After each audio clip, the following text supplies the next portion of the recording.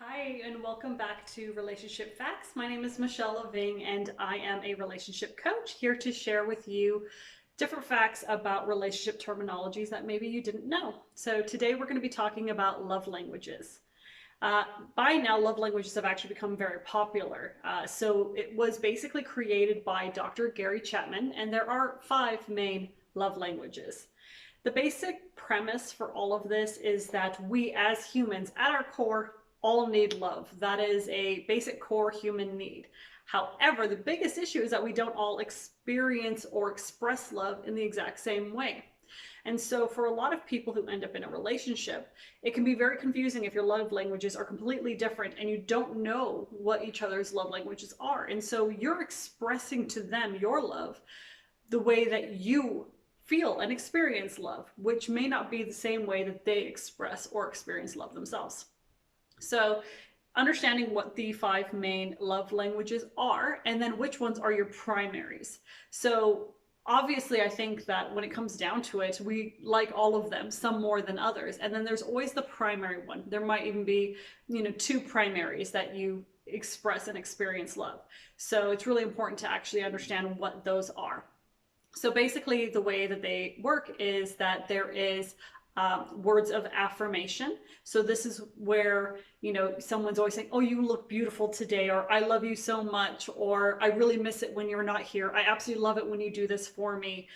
You're so wonderful and you make my life complete." Those type of things. Those are words of affirmation. So they get to hear frequently, why you love them, why you're so important, why you mean something to them. So if someone, their main way of experiencing and expressing love is by words of affirmation, you might notice that they will constantly be saying wonderful, loving words to you. So you may then recognize, oh, well, then that's how they experience love. So that's kind of what they need and want. And then you can then try to express it in the same way to them so that they can feel love the way that they actually feel it the most. So number two would be quality time. So this is just somebody who needs to be around their partner regularly or frequently. So if you're someone who, travels a lot for work, or, needs to be long distance for long periods of time, or just has a lot of pressing obligations that take you away from home for long periods of time, it can be very difficult for someone who experiences love through quality time, because then they're not getting the quality time that they really need in order to feel loved. So even though you may love them very, very much, and they may be very important to you, if you're not around very often, they won't feel love. And so you might be confused. Well, why are they saying, "Oh, I don't think you love me"? Well, like, I love you very much. You just happen to not be here. That might be why, because quality time might be something that's extremely important to them. Number three is giving of gifts.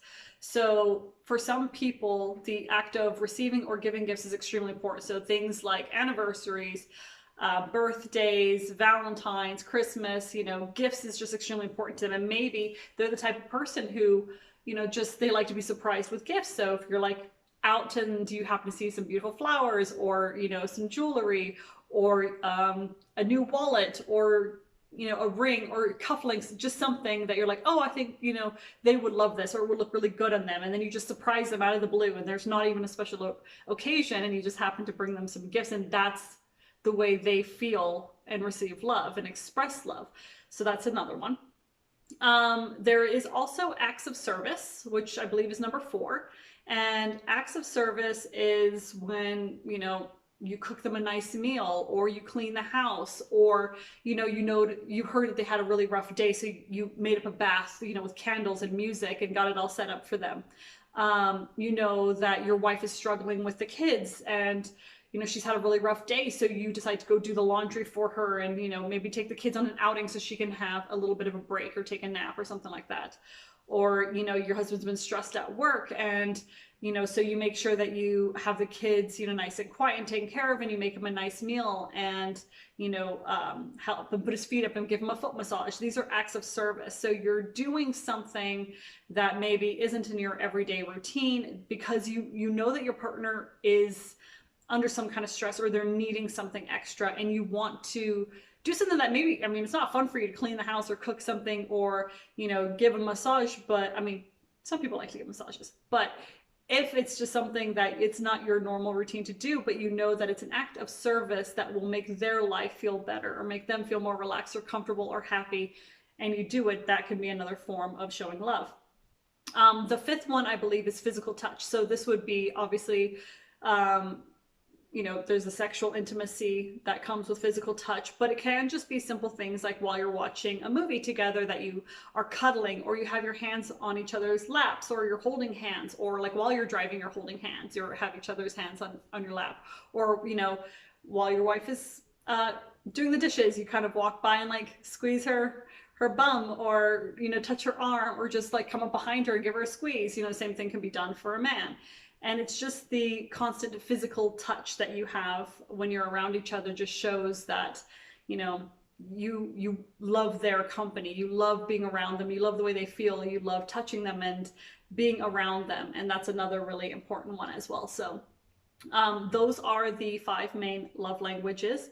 I actually have an entire segment in one of my coaching programs that I offer on why love languages are so important, and kind of the evolution of love and intimacy over the years, and why it's actually so important, because a lot of what used to work back in the caveman days just simply don't work anymore. We've gone through so many different eras through history where love has been redefined and changed, and our needs for a relationship, for marriage, for stability, have all changed, and the dynamics are so different now. And whereas things were done before for procreation, or done for social standing, or for economics, or for passing on your bloodlines, there's so many other reasons why things were done for marriage, family, and all that kind of thing. And then things changed and evolved over the years, and they're not done for the same reasons anymore. And now we expect our partners to be everything to us, and if you expect them to be everything, well, love plays a really big role in that, and understanding